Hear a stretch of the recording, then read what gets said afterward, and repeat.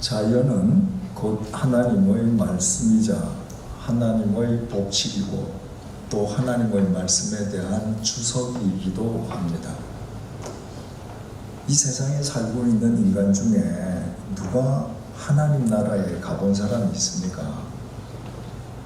천국을 가본 적이 없는 사람이 어떻게 천국을 알겠습니까? 주님께서 천국을 가본 적도 없는 이 세상 사람들에게 천국을 설명해 주시기 위해서 자연을 주석으로 삼으셨습니다. 그 유명한 씨 뿌리는 자의 비유입니다. 팔레스타인 동부가 불어오는 바람에 씨를 흩날렸습니다. 그랬더니 어떤 씨는 길가에 떨어졌는데 새들이 와서 먹어버렸고, 어떤 씨는 돌짝밭에 떨어졌는데 뿌리를 내리는 듯 하다가 태양이 나니까 타버렸고, 어떤 씨는 가시떨기에 떨어졌는데 가시떨기의 기운이 막아버렸고, 오직 옥토에 떨어진 씨만 30배, 60배, 100배 결실을 맺었다. 그러므로 말씀이 그 삶 속에서 30배, 60배, 100배의 삶의 결실로 맺어지는 사람은 바로 그 사람이 하나님 나라에서 살고 있는 사람과 같다. 이렇게 말씀하셨습니다. 당시 예루살렘에 있는 사람들은 이 말을 알아듣기가 어려웠을지 모릅니다. 그러나 그 갈릴리 자연 속에서 살던 사람들은 누구나 이 말을 알아들을 수 있습니다. 자, 길가, 이거 그냥 있는 거예요. 돌짝밭, 이것도 그냥 있는 거예요. 가시떨기, 그냥 있는 거죠. 그런데 옥토가 가만히 두는데 옥토가 됩니까? 옥토는 절대로 그냥 되지 않습니다. 30배, 60배, 100배의 결실을 거두는 옥토가 되기 위해서는 그 옥토는 반드시 갈아 엎어지는 과정을 거친 거예요. 농부가 그 흙을 갈아 엎고 그 속에 있는 돌들을 제거하고 그 속에 뿌리 박혀 있는 나무들을 전부 다 뽑아서 버린 땅입니다. 그 땅에서만 씨가 30배, 60배, 100배 결실을 해요. 농부들은 금방 알아듣죠. 아, 내 마음속에 하나님 나라를 품고 내가 천국 사람으로 이 땅에서 살기 위해서는 내 마음이 뒤집어지지 않으면 안 되는 거예요. 길가 돌짝밭처럼 내가 하나님 말씀을 들으면서도 내 마음을 그대로 내가 붙잡고서는 안 되는구나. 자기 부인이 있어야 되는구나. 금방 알아듣는 겁니다. 그래서 주님께서는 씨 뿌리는 자, 이 자연 현상을 통해서 누가 이 땅에서 하나님을 소유하고 살아갈 수 있는가를 쉽게 설명해 주셨습니다. 또 계속해서 천국을 이야기하시면서 가라지 비유를 말씀하시지 않습니까? 어떤 농부가 밭에 좋은 곡식을 심었는데 밤중에 악한 사람이 와서 가라지를 심었습니다. 그 팔레스타인은 곡식과 가라지가 처음에는 잘 구별이 안 되나 보죠. 그래서 추수할 때가 가까워질 즈음까지 있다가 이게 나중에 발견이 된 거예요. 이거 악한 사람이 가라지를 뿌렸네. 그래서 그 집에서 일하는 사람이 주인에게 가라지 이거 다 뺄까요? 아니야. 지금 이 상태에서 가라지를 베다가는 이 알곡까지도 상할 수 있으니까 내버려둬라. 그러나 추수하는 날 알곡은 모아서 창고에 걷어들이고 가라지는 불태울 거야. 이 농부들 다 아는 얘기거든요. 아, 천국에는 심판이 있구나.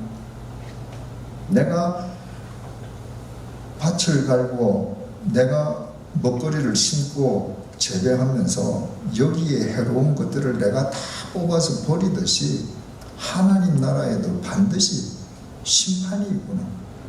금방 알아듣는 거죠. 사람들이 하나님을 믿는다라고 하면서 사람들에게 있어서 제일 큰 염려, 제일 큰 관심사는 항상 먹고 사는 거예요. 못 먹고 못 입어서가 아니라 실은 더 잘 먹고 더 잘 입고 더 잘 살기 위한 염려가 참 많죠. 그 사람들에게도 주님께서는 자연을 텍스트로 이야기해 주셨습니다. 그게 바로 오늘 본문이에요. 25절입니다.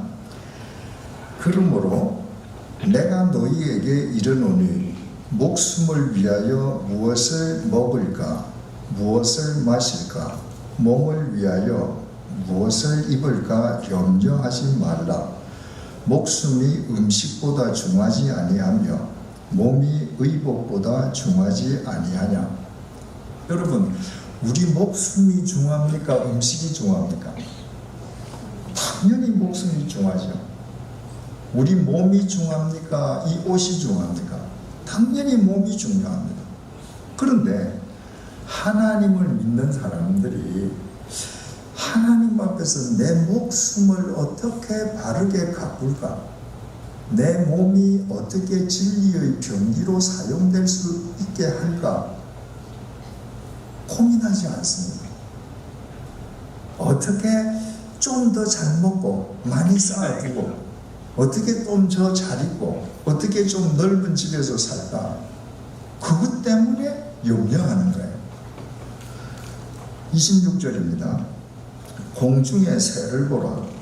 심지도 않고 거두지도 않고 창고에 모아 들이지도 아니하되 너희 하늘 아버지께서 기르시나니 너희는 이것들보다 귀하지 아니하냐. 주님께서 그 목숨보다 음식을, 몸보다 옷을 더 귀하게 여기는 사람들에게 얘들아 저 새 좀 봐라.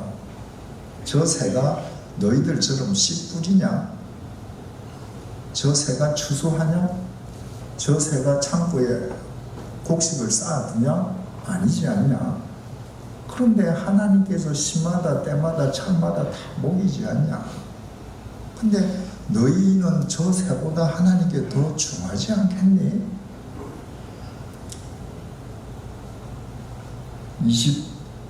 27절 너희 중에 염려함으로 그 키를 한 자라도 더할 수 있겠느냐? 정작 걱정할 것은 키가 아니잖아요.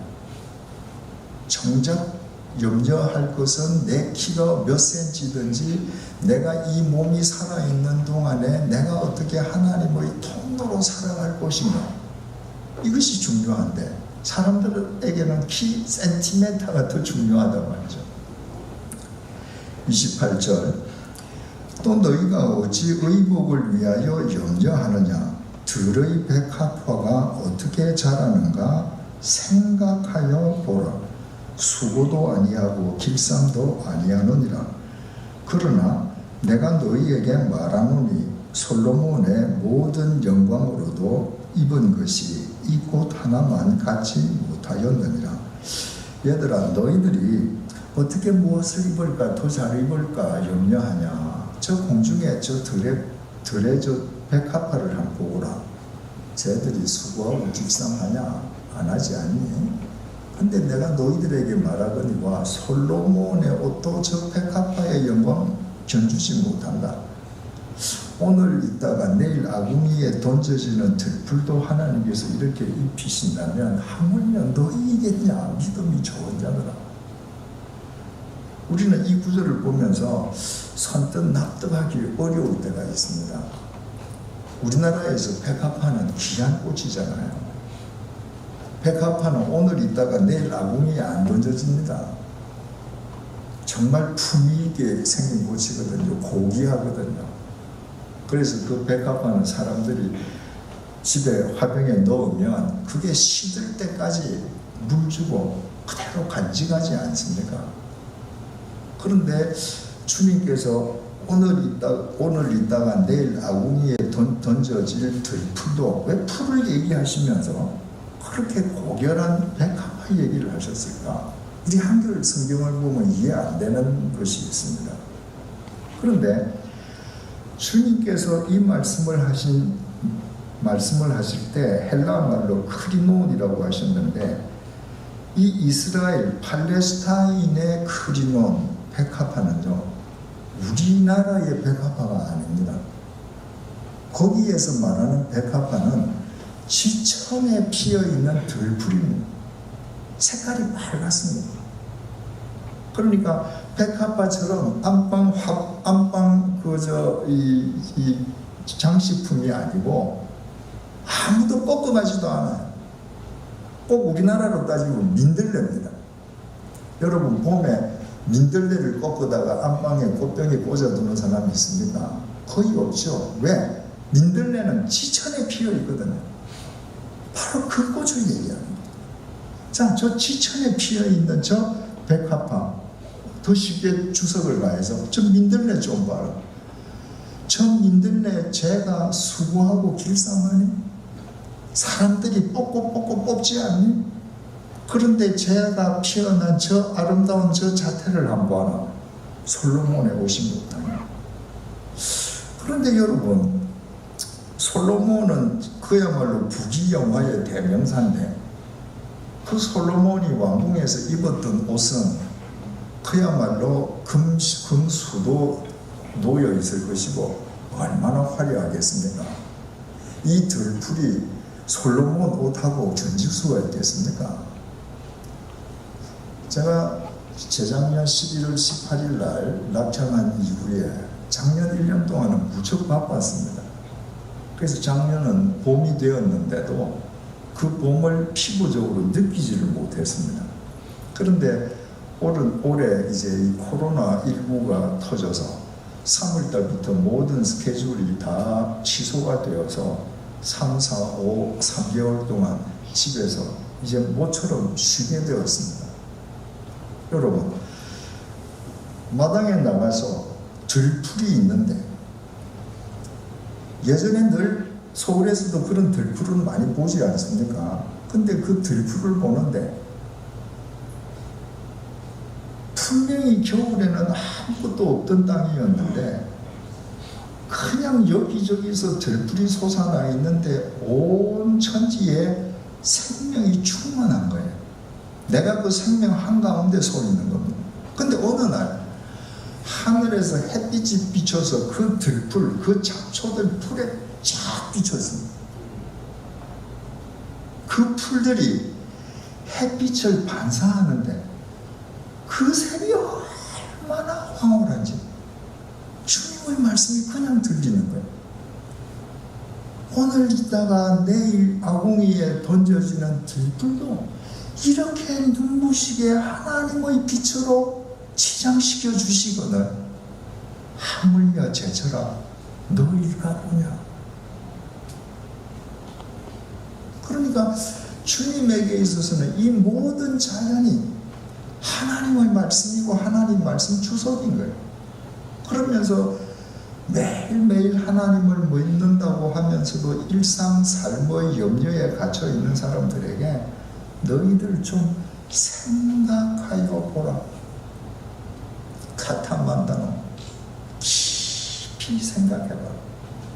자연 속에 그냥 살지만 말고 이 자연 속에서 깊이 생각해봐.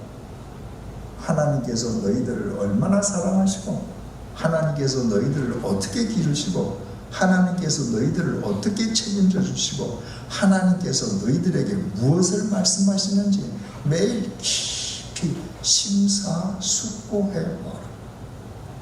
주님께서 여러 차례 귀 있는 자는 들으라 라고 말씀하시지 않습니까? 세상에 귀 없는 사람이 있습니까? 그런데도 귀 있는 자가 들으라고 말씀하셔요. 열린 귀를 가지라는 거죠. 여러분, 자연 속에서 열린 눈과 열린 귀를 가지면 매일매일이 감격입니다. 제가 1년 7개월 동안 낙향에서 살면서 제가 자연 속에서 제 자신이 누렸던 하나님의 은혜를 이 시간에 여러분들과 몇 가지 나누어 보겠습니다. 제 처가 낙향에서 도시에서 한 번도 해본 적이 없는 텃밭을 갖고 왔습니다. 그래서 작년에 무슨 토마토, 가지, 양배추, 브로콜리 전부 다 거기서 난 걸 먹었습니다.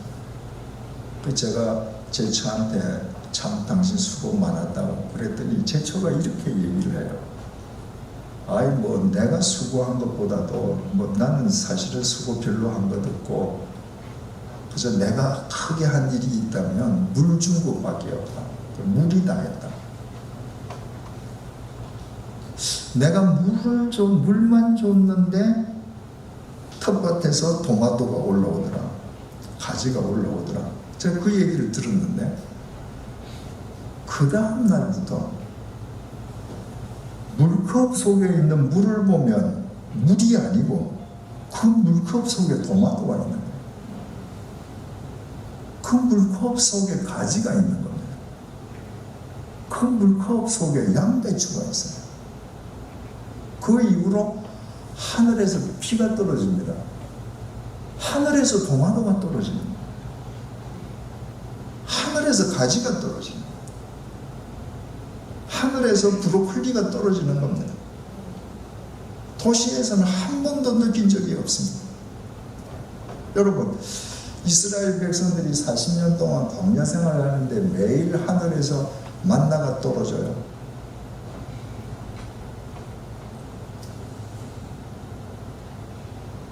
오늘날은 하나님께서 우리에게 그 생명의 만나를 안 주십니까? 하늘에서 비가 안 내리면 땅에서 어떻게 먹거리가 생성됩니까? 하나님께서 다 위에서 내려주시는 겁니다. 토마토도 수박도 전부 다 하늘에서 그냥 땅을 향해서 소나기처럼 쏟아부어 주시는 거예요. 하늘을 보면 매일매일 하나님의 은혜가 쏟아집니다.